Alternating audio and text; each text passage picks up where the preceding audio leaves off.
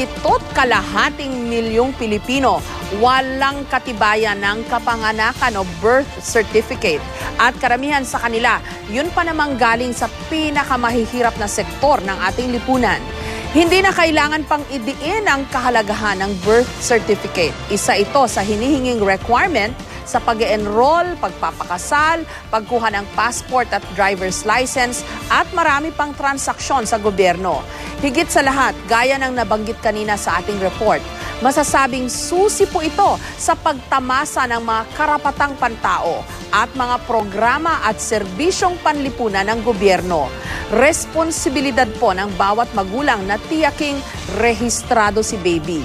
Isang pirasong papel lang ito kung tutuusin, pero may ginagampanang mahalagang papel sa ating buhay.